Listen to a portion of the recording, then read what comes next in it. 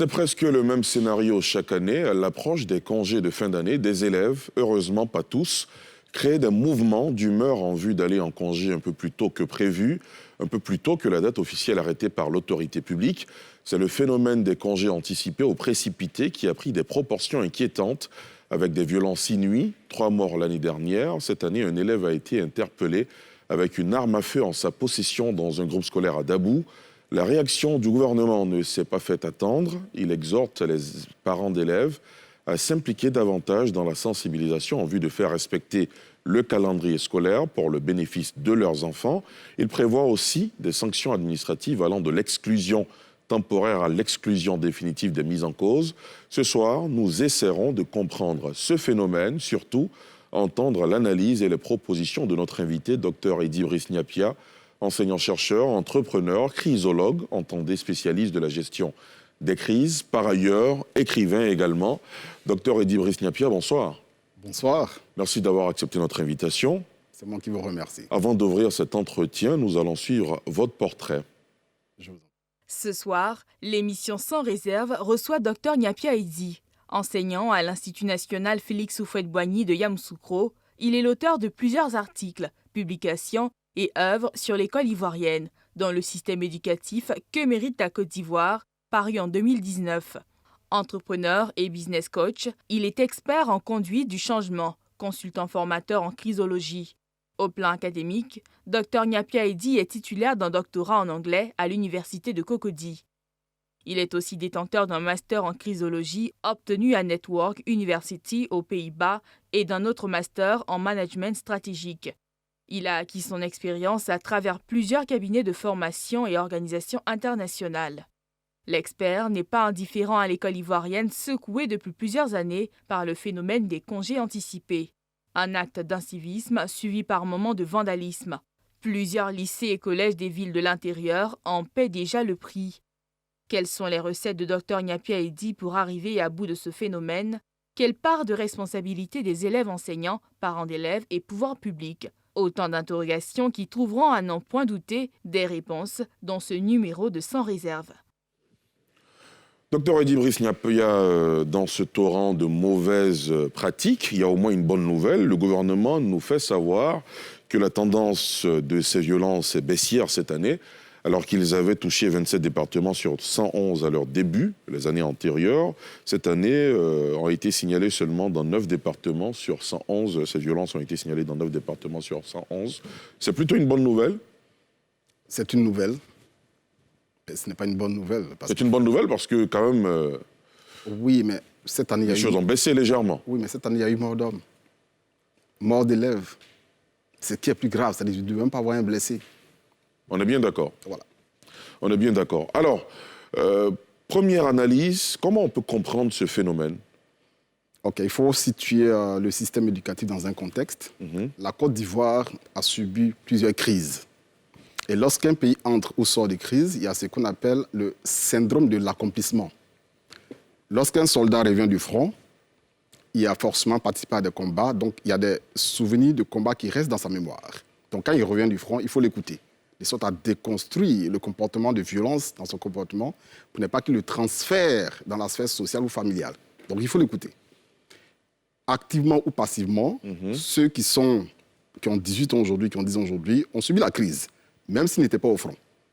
Et ça, ce n'est pas perceptible, mais vous allez le voir dans le comportement. Je vais vous donner un exemple. En 2008, nous étions en mission à Boaké, et lorsque nous rentrions ensuite à Abidjan, il y a un petit qui est en train de tirer, et qui a dit, ceux-là, ils s'en vont en Côte d'Ivoire. Nous étions à Boaké. Il s'en va en Côte d'Ivoire. Donc je lui pose la question, vous n'êtes pas en Côte d'Ivoire? Il dit, non, vous allez en Côte d'Ivoire. Il avait 6 ans. Donc, dans la conscience, les conflits sont intégrés dans la conscience. Donc, c'est vrai qu'on voit que la société respire la paix, mais nous allons toujours transpirer les conflits parce qu'il y a une guérison qui doit s'opérer dans la tête de chaque Ivoirien, mais bien plus des enfants qui ont subi ces violences. Docteur, rien ne prouve que les enfants qui s'adonnent à ces violences sont forcément nés en période de crise ou forcément nés même à Abidjan ou en Côte d'Ivoire. Vous êtes un pur produit du système ivoirien, moi également. Oui. Est-ce que notre attitude à l'école studieuse ou attitude de délinquant a été déterminée par justement les crises que le pays a connues. Les crises, le pays en connaît depuis 1990. Nous sommes d'accord, mais nous allons d'une manière aggravante. Parce que, et j'insiste toujours là-dessus, l'éducation, c'est un système. On est bien d'accord. Et dans un système, il y a ce qu'on appelle le ratio d'encadrement. L'UNESCO tolère en effectif pléthorique, et j'insiste toujours là-dessus, c'est 45 élèves en effectif pléthorique.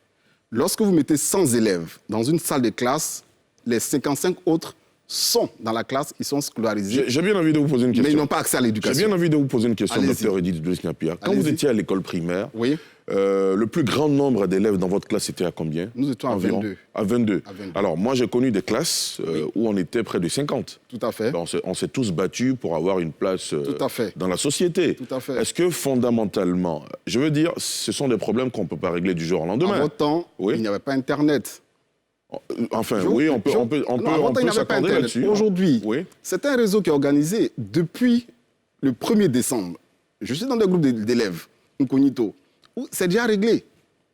On part le 6 et on revient le 10 janvier. Mais est-ce que ces élèves-là, justement, veulent partir le 6 pour revenir le 10 en raison du nombre pléthorique d'élèves dans une classe? Est-ce que ce n'est pas une fuite en avant? Non, c'est peut-être qu'on peut ne pas le considérer, mais c'est un fait.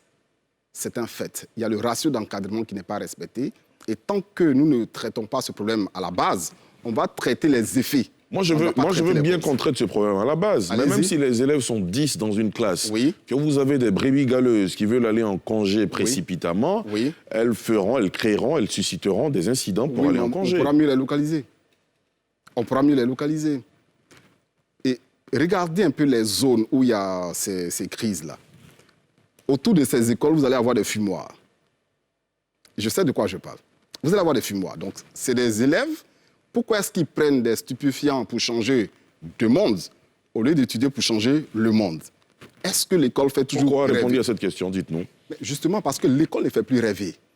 L'école ne fait plus rêver. L'école ne fait plus rêver. C'est ce que les élèves vous disent? Oui, on échange avec eux. On échange avec eux. C'est-à-dire que c'est bien qu'on peut interroger tout le monde. Bien sûr. Interrogeons les élèves pour voir qu'est-ce qu'ils en pensent. Ils sont sous l'effet des stupéfiants. L'école ne fait plus rêver. Ils n'ont... L'arrêt de notes, par exemple, c'est le 6 ou le 7. Et les congés... Le 17 le 17 décembre. Donc, ils se disent, par exemple... Je vais vous donner un cas précis. Oui, bien sûr. Je paye 1000 francs par jour pour aller à l'école. Mais si je vais en congé le plus tôt possible, je vais économiser mon argent pour aller fêter. Donc, mettons, on va peut-être arriver aux solutions. Bien sûr. Mettons les notes le plus tard possible. C'est une proposition que vous C'est faites. une proposition. Donc, la drogue. Alors, si on met les notes le plus tard possible aussi, ça veut dire que les professeurs principaux aussi, n'auront pas le temps de calculer les moyens et tout ça. Si. À Lorsqu'on met moins les de notes... se réorganiser fondamentalement. J'ai été confronté au congé anticipé. Frontalement, c'était à Yamoussoukro en 2017. Et avec madame le proviseur du lycée Mix 2 que je salue, nous avons décidé de mener des activités récréatives, sportives sur les 2 dernières semaines. Tous les élèves étaient là et personne même ne voulait partir à la maison. Et ça, c'était le 17, un vendredi 17. Donc, si on arrive à créer des activités qui vont leur permettre, n'est-ce pas, d'être à l'école, d'apprendre en jouant à travers des conférences, etc., je pense que ça peut être une opportunité pour les médecins à l'école. D'accord. Alors, avant d'aller un peu plus loin dans cet entretien, je vous propose de voir justement ce sujet tourné par la rédaction de NCI. Vous parliez tout à l'heure des responsabilités des acteurs, d'écouter les élèves. Dans ce sujet, les élèves, les parents d'élèves et le corps enseignant se prononcent. Un sujet de Jean-Michel Quadio. Cette année encore, les lycées et collèges ivoiriens n'ont pas pu échapper au phénomène des congés anticipés. Si Abidjan contient bien ses élèves jusque-là, ce n'est pas le cas de l'intérieur du pays où la situation est hors de contrôle dans les villes telles que Vavois, Dabou, Soubré et bien d'autres encore. Des élèves délogent leurs camarades de salle de classe pour qu'ils s'offrent des congés avant la date indiquée, des mouvements souvent accompagnés de vandalisme. Le phénomène dure depuis plusieurs années et peine à trouver une solution durable, mettant devant leurs responsabilités pouvoirs publics, parents d'élèves et tout le système éducatif. Chaque fois que les congés sont anticipés, on n'arrive pas à terminer le programme. Ce n'est pas bon pour les enseignants et puis pour ceux qui sont en classe d'examen aussi, ça les défavorise. Qu'ils fassent un effort pour suivre les dates de congé qu'on leur donne. Moi, je me dis que c'est la paresse. Il faut dire qu'il y a des parents qui démissionnent, qui n'arrivent pas à parler à leurs enfants. Les congés anticipés sont des phénomènes à combattre. Parce que pour une école ivoirienne qui doit être très forte, il faut que les élèves respectent les dates de congés et que les congés anticipés sont l'œuvre, vraiment, il peut dire des délinquants en griffe. C'est des gens peut-être qui ont été renvoyés de l'école et qui veulent nuire à l'avenir de leurs camarades. Il faudrait que dans chaque grande ville, dans chaque grande région, on mobilise les militaires autour des écoles. Souvent, c'est des élèves même qui ne vont même pas à l'école, qui portent des habits d'école et qui font ce genre de trucs-là. Chaque parent dit aux enfants d'aller à l'école, en fait. Ce n'est pas la peine d'adopter les vacances anticipées. C'est à croire que les enfants ne veulent plus aller à l'école. Ils ne veulent plus aller à l'école. Et je ne sais pas si c'est dû au phénomène de la fessille ou d'autres choses, mais il faut qu'on y voie, sérieusement. Au lycée moderne de Trècheville, une tournée de sensibilisation initiée par le proviseur a débuté depuis lundi. À quelques jours de la date des congés de fin d'année, le corps enseignant est en alerte. Nous sommes en classe de terminale, je pense que ce n'est pas normal en fait. Donc je pense qu'on doit dire non pour les congés anticipés. Je souhaiterais que tous les élèves de chaque établissement puissent rester à l'école jusqu'au 17 pour les congés. Il y a 3 semaines, de notre bureau ici, on a entendu quelques pétards, mais tout de suite, on a eu à tenir des réunions sectorielles. Une réunion avec le conseil scolaire dans ce même cadre. Et depuis lors, on n'a plus rien entendu. Le gouvernement, au cours du Conseil des ministres de ce mercredi, a durci le ton et met en garde les meneurs de ces troubles dans l'école ivoirienne. Des consignes ont été données pour que des sanctions administratives soient prises, allant de l'exclusion temporaire à l'exclusion définitive en cas de récidive. Mais ça, c'est pour les sanctions administratives. Il pourrait s'en suivre donc des sanctions judiciaires, puisque certains troubleurs, certains manifestants ont été interpellés et en cela, le ministère de la Justice a reçu des consignes afin que la fermeté la plus absolue soit appliquée. Cette situation perturbe le programme scolaire et impacte les résultats de fin d'année. Après le phénomène du boron d'enjaillement qui a pris fin en 2011, les congés anticipés sont le nouveau casse-tête pour les autorités ivoiriennes. Notons que les congés de Noël et de Nouvel An sont prévus du vendredi 17 décembre au dimanche 2 janvier 2022 inclus. Docteur Eddy Brignapia, après avoir suivi ce sujet, si on devait tracer les responsabilités de chaque acteur dans ce phénomène, ce serait quoi la responsabilité des élèves? Est-ce que vous ne les dédouanez pas quand vous dites, par exemple, que les conditions ne sont pas réunies pour leur apprentissage? Lorsqu'on dit que les conditions ne sont pas réunies pour leur apprentissage, ça c'est la responsabilité de l'État et des parents. D'accord, on y viendra. La responsabilité des élèves. Mais au niveau des élèves, il faut être franc. Lorsque vous prenez un citoyen, et j'aime à le dire, qui est dans l'enceinte d'une école avec des fournitures scolaires, c'est un élève. Lorsque vous prenez un citoyen dans l'enceinte d'une école avec une arme blanche, c'est un brigand, il faut le traiter comme tel. Et je n'aime pas trop le thème de congé anticipé. Ils n'ont pas un droit. C'est un devoir. Donc, c'est plutôt des congés précipités, dans le désordre et dans la violence. Donc, ça fait beau de dire congé anticipé, mais ils n'ont pas ce droit-là. Il y a une date, il y a un canton horaire à respecter, ils doivent le respecter. Il faut que nous apprenions à nos enfants le permis et le défendu. Il faut que nous soyons très fermes là-dessus, parce qu'on risque de perdre le contrôle sur nos enfants. Là, vous touchez du doigt la responsabilité des parents. Non. Pourquoi? À Dembokro, l'année dernière, malheureusement, il y a une fillette qui a été tuée par balle. Donc, si je sais par exemple qu'il y a des troubles en ville, ma première réaction, c'est de mettre mes enfants à l'abri. Je ne le ferai pas. Mais il est possible, en infiltrant ces réseaux, d'anticiper ces congés anticipés, parce qu'on connaît un peu le mode opératoire. Regardez très bien, à Vavois, j'ai des captures d'écran. Allô, Yamoussoukro, c'est comment? Vavois, nous on est prêts. Et il y a un qui répond. À Yamoussoukro, nous avons pris conscience. Il n'y aura aucun congé anticipé à Yamoussoukro. J'ai les captures d'écran. Donc ça dit qu'à Yamoussoukro, déjà, il y a un mur infranchissable par la violence où les étudiants et les élèves ont pris conscience. Il faut les amener à prendre conscience. Ce sont des élèves, on peut dire qu'ils sont des mineurs, mais il faut les mettre face à leurs responsabilités. Comment? Souplesse dans la... En début d'année, par exemple, j'avais dit que chaque élève doit signer dans ce qu'on appelle un contrat. Si je me mets en congé anticipé, en congé précipité avant la date, j'autorise l'administration à me renvoyer. Donc, vous préconisez la signature de contrats avec tous les élèves de la Côte d'Ivoire? Oui. Et c'est possible de le faire. Que ce soit au public ou au privé? Au public ou au privé. Parce qu'à un moment donné, tant qu'on ne va pas responsabiliser les citoyens, ils sont d'abord des citoyens, Et tant qu'on va les déresponsabiliser, ils ne pourront pas assumer. Il faut qu'ils assument. Très bien. Il faut qu'ils assument. Absolument. La responsabilité des parents, ici.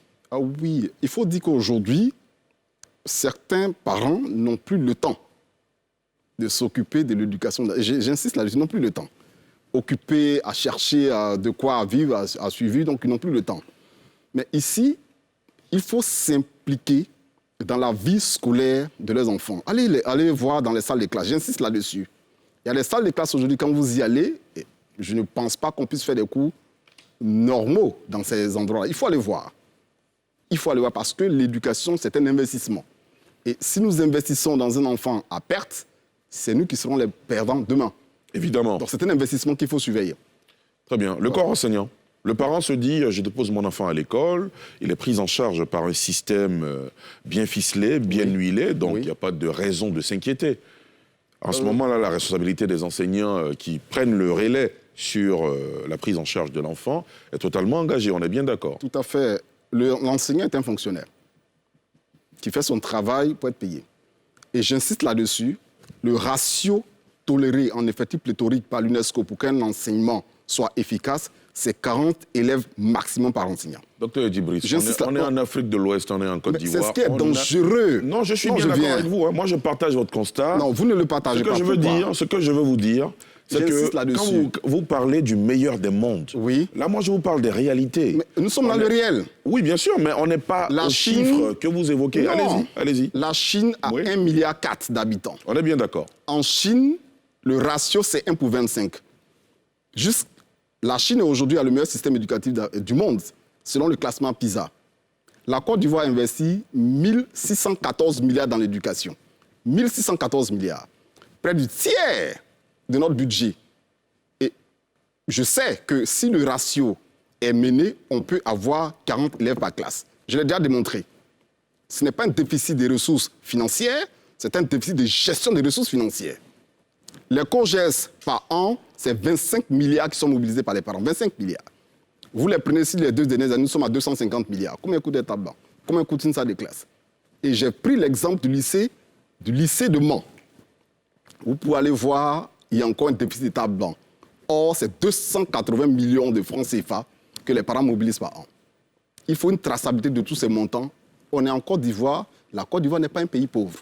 Tant qu'on va le penser que nous sommes un pays pauvre, on va se laisser appauvrir et on va tolérer la médiocrité, mais il va falloir assumer. Donc je suis intransigeant là-dessus. On peut atteindre 40 élèves maximum par classe. Et c'est possible. Immédiatement? Pas immédiatement. Il y aura des efforts à faire. Je prends un exemple très simple. Allez-y. C'est vrai qu'on dit que l'école est gratuite, mais c'est faux. L'école peut pas être gratuite, c'est pas possible. Mettons les choses sur la table et disons-nous par exemple que si on veut relever par exemple le taux d'inscription à 50 000 francs par an pour avoir un ratio tolérable, pour qu'on puisse mieux encadrer les enfants, je sais que les parents sont prêts à le faire. Les parents sont prêts à le faire. Après le bac, les Ivoiriens dépensent près de 1500 milliards par an pour que les enfants étudient en Europe. Donc ils ont l'argent. Ils peuvent bien investir ici. Regardons la réalité en face et arrêtons les faux fiants. En Afrique, l'Afrique n'est pas une malédiction et on peut... La preuve, le slogan, c'est quoi? Tous engagés pour un enseignement de qualité. C'est cela. La qualité, il y a des normes. Pas la quantité, mais la qualité, c'est écrit, on doit le respecter. La responsabilité des responsables d'établissement. Ils font leur part. Beaucoup d'Ivoiriens estiment qu'ils laissent faire. Je ne pense pas. Des directeurs d'établissement, des proviseurs. Non, je ne pense pas. Vous allez voir qu'il y a des brebis galeuses dans les écoles. Et à l'approche des congés, vous pouvez le vérifier, ils vont appeler leurs amis qui sont à l'extérieur pour venir siffler. Et souvent, dans ceux qui créent ces troubles-là, vous allez voir des mécaniciens, des couturiers, des corps de métier qui n'ont rien à voir avec l'éducation, juste pour venir voler, pour venir piller. C'est leur traite. Donc, comment faire en sorte que ces corps de métier qui n'ont rien à voir avec l'éducation puissent se tenir hors de l'école? Parce que si on veut trouver des coupables, on ne s'en sortira jamais. Il faut situer les responsabilités et regarder la situation en face. D'accord. Alors, on termine avec la responsabilité des régulateurs sociaux. Beaucoup d'Ivoiriens se demandent, mais on a la police, on a les forces de gendarmerie. Comment on n'arrive pas à maintenir l'ordre dans ces quartiers? Pas plus tard que la semaine dernière, des jeunes élèves se sont permis de créer des violences dans un quartier, ont volé dans des boutiques, exactement ce que vous étiez en train d'indiquer. À ce moment-là, pourquoi nos commissariats, nos forces de sécurité n'interviennent pas? Non, ils interviennent. Ils interviennent. Je vais vous donner l'exemple juste pour Yamoussoukro, pour qu'on puisse se comprendre. À Yamoussoukro, en 2018, avec l'accord du préfet, de madame le préfet de police, des commissaires, etc., c'est juste un paquet de rames. Et j'ai vu dans l'élément filmé que c'est la FESI qui le fait. C'est faux. Non, c'est pas. C'était le point de vue. Oui, c'est un point de vue, mais c'est partagé. Oui, pas beaucoup de personnes. C'est une opinion qui est partagée. Mais à Yamoussoukro, c'est bel et bien les étudiants de la FESI. Je souhaiterais saluer le coordinateur Hugo Chavez. Ils ont juste pris des paquets de rames. La FESI dit non au congé anticipé et on a fait distribuer ça par les élèves. Ils ont fait des selfies, ils ont posté sur les pages. Du coup, par effet domino multiplicateur d'effets positifs, tous les élèves se sont laissés entraîner. Juste un paquet de rames donné par madame le commissaire du premier. Un paquet de rames. Donc, la police n'a pas eu à intervenir. Donc, il faut créer ce contact entre la police et l'école le plus tôt possible par ce qu'on appelle les mentorats de discipline. Un policier, un gendarme, un agent des sapeurs-pompiers viendrait, par exemple, chaque mercredi pour expliquer aux élèves son parcours et s'il veut devenir militaire, voici comment ça se fait. Donc, du coup, on va créer un contact de mentorat, de sorte que même quand il y a des troubles et que vous le voyez en civil, le respect s'installe.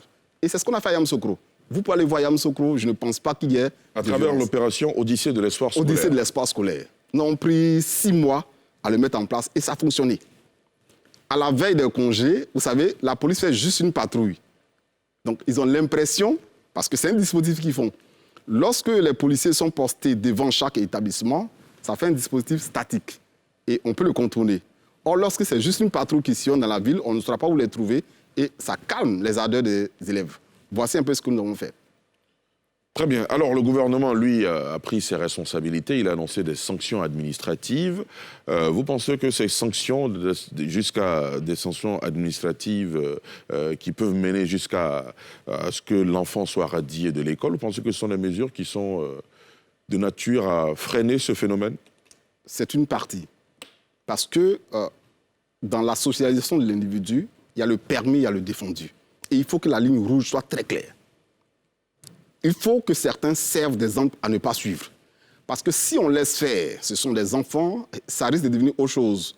Aujourd'hui, peut-être qu'ils sont des microbes, mais ils risquent de devenir des dragons demain. Donc, il faut une souplesse dans la fermeté. On ne peut pas éduquer un individu en jouant avec la discipline. Sans un minimum de discipline, la compétence n'est rien. Aucune entreprise sérieuse ne va embaucher quelqu'un qui se met en congé anticipé. Donc, s'ils veulent quitter l'école, voilà, la retraite, ils peuvent continuer. Mais il faut que nous soyons fermes, très fermes avec eux. Et sans état d'âme. On ne joue pas la discipline. Votre fermeté est-elle traduite par la radiation de l'école? Il va signer un engagement. On pourra le mettre dans un camp de redressement. Et lorsqu'il va aller passer 2 semaines dans un camp de redressement... Pour faire des travaux forcés, notamment? Oui, les travaux d'intérêt général. On peut reprendre le contrôle sur ces enfants. Ils ne sont pas désespérés. C'est parce qu'on les laisse faire. Mais dès que nous allons appliquer des sanctions très fermes, ils vont revenir. Mais justement, nous ne pouvons pas laisser nos enfants... Vous me rejoignez. Quand vous dites on les laisse faire, c'est exactement le point de vue que je partageais, mais vous sembliez les dédouaner. Pas les dédouaner. C'est un phénomène. Il y a des bandits et il y a des non-bandits. Mais le bandit, on ne le laisse pas faire. On le poursuit. Aussi simple que cela soit. Donc, un élève qui est brigand est un brigand. Un brigand qui est un élève est un brigand. Donc, celui qui s'en donne à brigand, on le traite comme tel. Et on en assume. On ne peut pas faire d'omelette sans casser des œufs. Il faut que dans les têtes, ce soit très clair. Il y a une ligne rouge à ne pas franchir. On ne joue pas avec l'éducation. Bien sûr. L'éducation va avec les droits et des devoirs. 80% de devoirs et 20% de droits. Et vous allez voir qu'ils vont se redresser. Très bien. Alors, justement, je souhaite qu'on aille un peu plus en profondeur sur la question de l'opération Odyssée de l'espoir scolaire que vous avez mise en place à travers votre fondation, la fondation Noé. Un citoyen avec des fournitures scolaires à l'école est un élève. Je reprends cette phrase que vous aimez évoquer. Un citoyen avec une arme à feu dans une école est un brigand. Comment vous avez réussi Noé, pratiquement? Ça pourrait être un exemple qui puisse aider tout à fait. À éviter ce phénomène sur l'ensemble du territoire ivoirien. En 2017, j'avais une cohorte d'élèves et j'ai été surpris de voir que les élèves étaient dans la rue. Ils disent qu'ils vont en congé. Donc, je n'ai pas compris. Donc, avec l'accord du préfet, l'accord du DREN et l'accord du proviseur, nous avons tenu une réunion. Et on a pris les meneurs. On dit souvent que c'est la FESI qui le fait. Donc, je les ai pris mutuellement. Voici ce que nous allons faire. Dans chaque école, vous avez certainement un représentant. Nous allons passer un message clair. La FESI dit non au congé anticipé. Donc, personne ne pourra se cacher derrière la FESI pour aller en congé anticipé. Donc, et si tout le monde reprend l'information, je pense qu'ils vont être plus conscients. Donc, voici un peu ce que nous allons faire. Madame le commissaire, c'est elle qui a donné un paquet de rames pour que les enfants puissent faire leur campagne. C'est tout ce qu'ils ont demandé, un paquet de rames. Et ils se sont même servis de la photocopieuse du commissariat. Mais c'était vraiment une atmosphère bon enfant. Et d'école en école, nous avons sillonné. C'est ces photos que vous avez vues. Restez à l'école, aucune entreprise ne voudra embaucher quelqu'un qui s'est mis en congé. Aucune entreprise ne voudra embaucher quelqu'un qui se met en congé. Le marché de l'emploi devient rare. Vous ne pourrez jamais capitaliser les congés anticipés dans votre CV. Ce n'est pas possible. Donc vous risquez de quitter l'école par la retraite si vous continuez. Voici des jeux. Nous avons organisé un concours d'entrepreneuriat à Yamoussoukro. Nous avons organisé un club de paix à partir du lycée Mix 2. Et je pense que ça s'est bien passé. Donc aujourd'hui, dans la conscience des enfants, et c'est cela qui lègue aux autres, Yamoussoukro, 0 congé anticipé. Même ceux de Toumaudi, je vais vous donner la capture d'écran, les élèves de Toumaudi, où ils sont là en congé anticipé, ils ont dit que ceux de Yamoussoukro étaient des vendus. Pourquoi? Parce qu'ils ne sont pas en congé anticipé. Alors qu'ils sont conscients, mais attention, s'ils arrivent à prendre conscience, le contrôle sur l'esprit, que l'excellence à l'école va avec la discipline, et vous allez voir que c'est ce qu'ils vont transmettre, c'est cette discipline qu'ils vont transmettre. Docteur Eddy Brice Niapia, il y a une autre conséquence dont on n'a pas beaucoup parlé ce soir. Allez-y. C'est le fait que ce phénomène perturbe au maximum le quantum horaire et qui évidemment agit sur la qualité de l'enseignement. Tout à fait. Oh oui, c'est un fait parce que vous n'êtes pas des robots. Vous ne pouvez pas assimiler en 2 mois ce que vous avez perdu en 1 mois. Ce n'est pas possible. C'est pas possible. Donc il faut expliquer aux gens que lorsqu'on va à l'école, c'est pour développer des aptitudes, c'est pour développer des compétences. Et ce sont ces compétences qui vont vous permettre d'être productif sur le marché de l'emploi. Lorsque vous mettez en congé anticipé, c'est vrai, vous vous reposez, mais vous risquez de vous reposer jusqu'à la retraite. Jusqu'à la retraite. Il faut mettre les enfants face à leurs responsabilités. Ah oui. Est-ce qu'il ne faut pas renforcer justement les cours? À l'époque, c'était ECM, éducation civique et morale. Aujourd'hui, c'est EDHC. Est-ce qu'il ne faut pas renforcer justement cette dimension civique dans les cours qu'on donne à l'école? C'est vrai. Aujourd'hui, vous allez voir que les enfants, lorsqu'ils se mettent en congé, c'est pour aller faire des petits boulots. Donc, en d'autres termes... Pas tous, hein, docteur. Je sais de quoi je parle. Oui, je ne dis pas le contraire. Je sais aussi de quoi je parle. Aujourd'hui, dans le programme... Il y en a qui veulent juste aller dans le laxisme, se reposer, jouer... c'est possible. Bon, voilà. Je vais vous expliquer. Allez-y. Dans le planning, j'ai vu des plages d'entrepreneuriat. Dans chaque ville, il y a au moins quelqu'un qui a réussi dans ce domaine. Il faut créer des concours très tôt, dès le début de l'année, des concours d'entrepreneuriat, où ils se mettent ensemble et ils réfléchissent sur une idée d'entreprise. Comment monter une idée, comment structurer un business, comment rechercher les financements et les mettre en compétition. Et la compétition va durer les 2 dernières semaines des congés.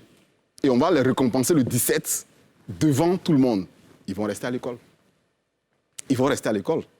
Aussi simple. Il faut que nous soyons créatifs et imaginatifs. Si on reste dans la méthode d'enseignement du passé, on risque de former ces enfants pour le passé. Et ce n'est pas malheureusement tout le monde qui pourra suivre l'évolution. Soyons créatifs, soyons inventifs. Alors, il y a un de nos internautes qui participe à cette émission qui dit lorsqu'on interdit la chicotte à l'école, lorsqu'on permet à l'élève de manquer de respect aux éducateurs, etc., on ne doit pas être surpris de ce genre de situation. Commentaire? Ah oui, il y a le constat. Son rôle, c'est de s'inquiéter. Notre rôle, c'est de proposer des solutions. C'est de proposer des solutions. Ce qu'il dit est pertinent. Oui, mais ça ne résout pas le problème. Or, ici, nous devons sortir de la logique de description pour prescrire. Tout le monde peut décrire, mais rares sont ceux qui pourront prescrire. Nous sommes dans la prescription. Il faut renforcer l'autorité des maîtres avec un code d'honneur, un code de discipline. C'est très important.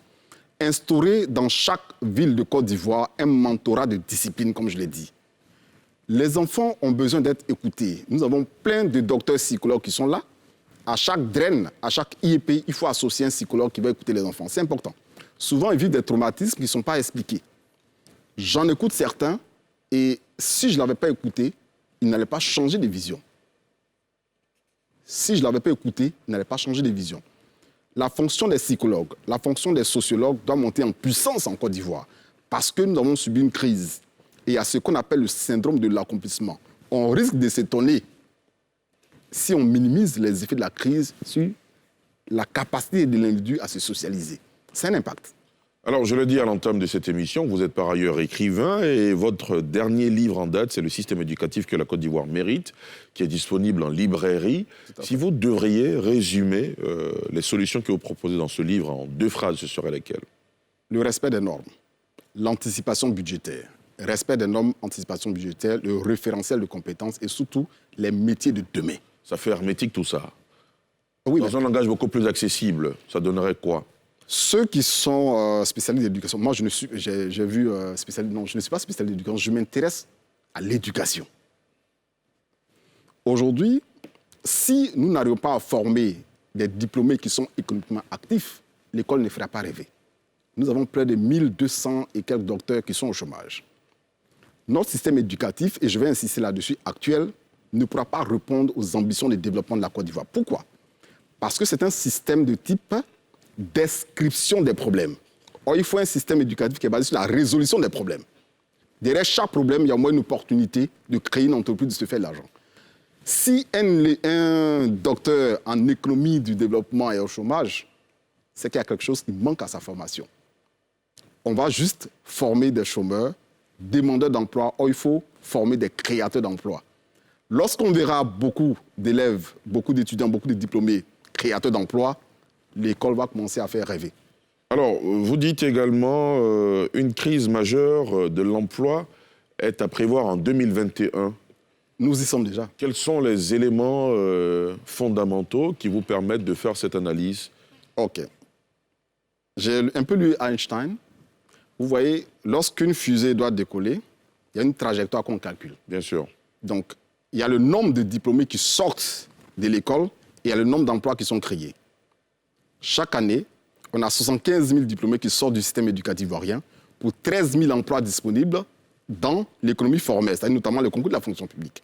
Ça fait un déficit de 62 000 emplois à créer chaque année. Chaque année. Donc aujourd'hui, si on a près de 3 000 docteurs qui sont au chômage, les docteurs marchent, vous avez vu l'élément. Bien sûr. Mais c'est une crise. Depuis qu'un docteur a marché pour avoir de l'emploi, un docteur, ça doit créer de l'emploi. Mais c'est parce que justement, sa compétence n'est pas achevée, sa formation n'est pas achevée. Et nous sommes dans ce qu'on appelle l'incompétence apprise.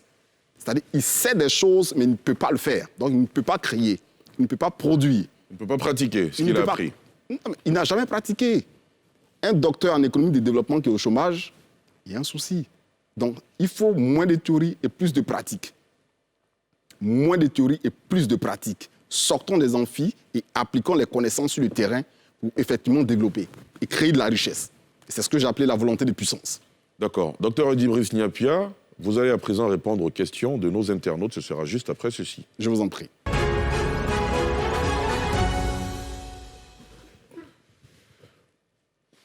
Alors, la première question est de Karagbe qui dit les élèves ne craignent rien et personne. Le retour de la chicotte est-elle une solution pour les mettre dans les rangs? Que répondez-vous? Non, pas besoin de chicotte de mettre quelqu'un dans les rangs. Il y a le bâton, il y a la carotte. Aujourd'hui, vous allez voir que chaque année, à la même époque, avant notre intervention, il y avait un affrontement entre la FESI et la police. Depuis le 16 août 2016, où nous avons commencé à travailler avec la FESI, chaque année, à la même époque, c'est des matchs de football. On n'a pas eu besoin de... Travaillons sur l'intellect. Travaillons sur le mind, travaillons sur l'esprit. Éduquer, c'est transformer l'esprit, non déformer l'esprit. La chicotte est un aveu. La chicotte est un aveu d'éducation. La chicotte est un échec de l'éducation. C'est vrai qu'on nous a chicotés, mais ce n'est pas ce qui nous a fait travailler à l'école. Enfin, c'est relatif, hein, docteur. Ouais. Alors, on poursuit avec les questions de nos internautes. Cette fois, elles nous viennent de Guindo Aboussei qui dit « Le gouvernement est-il impuissant face à ce phénomène ?» Le gouvernement, c'est nous tous. L'État, c'est nous tous. J'ai dit que chaque citoyen est un décideur qui s'ignore. Nous avons agi sur le terrain à Yamoussoukro.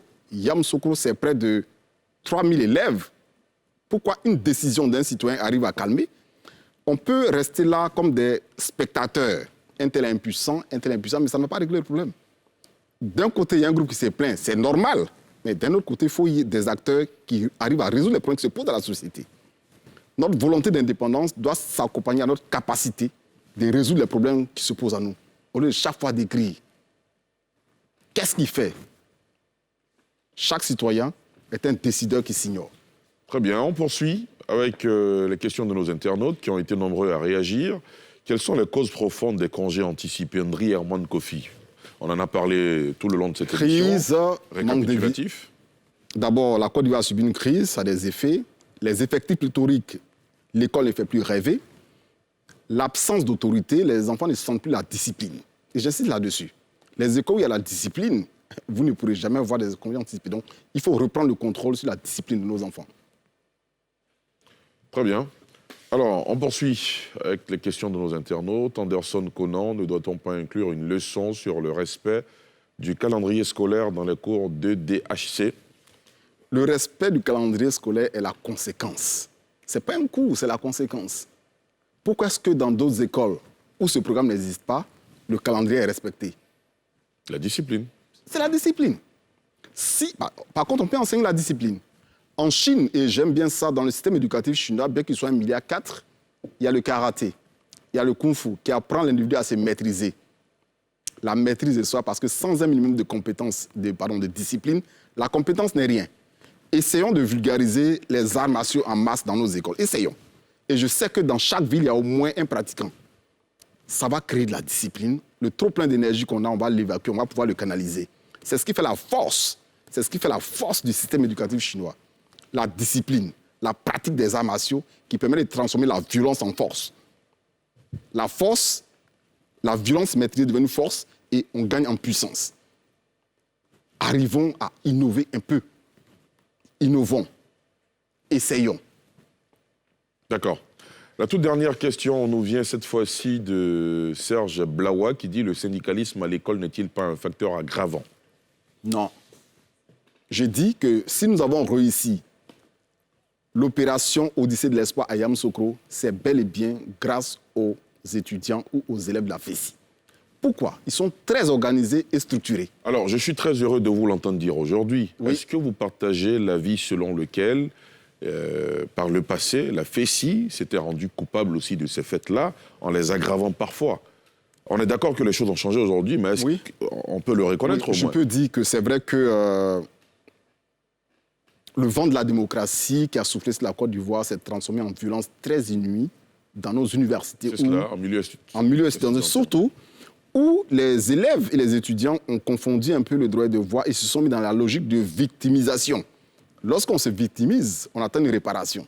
Et lorsqu'il n'y a pas de réparation, on devient violent. Et je leur ai dit non, vous n'êtes pas une génération sacrifiée. Ça, c'est la voie passive. Vous êtes une génération qui doit se sacrifier. C'est la voie active. C'est-à-dire quoi? Utiliser la souffrance et la violence comme un investissement pour surmonter les obstacles et faire plaisir à nos parents et être des modèles de la société. C'est le langage que j'ai retenu. Et je tenais à remercier l'ancien Assif Fulgence Assis qui, en 10 minutes d'entretien, a compris le concept. Et de conférence en conférence, de formation en formation, aujourd'hui, vous voyez que les choses sont en train de changer. On voit les étudiants de la FESI rire avec le gouvernement, rire avec les autorités, rire avec les ambassadeurs. Donc, c'est possible. Il faut y croire. Merci infiniment, Dr Eddy Brice Niapia. Je vous en prie. Merci d'être passé sur le plateau de Sans Réserve. Je vous en prie. Merci à vous, chers internautes, chers téléspectateurs, de nous avoir suivis. Ce soir, on s'intéressait, vous l'aurez compris, aux questions des congés anticipés. Dr Brice Niapia préfère le concept de la notion de précipité. En tout cas, nous devons tous nous y mettre pour que ce phénomène puisse prendre fin définitivement dans notre pays. Merci de nous avoir suivis. Rendez-vous jeudi prochain pour un autre numéro de Sans Réserve.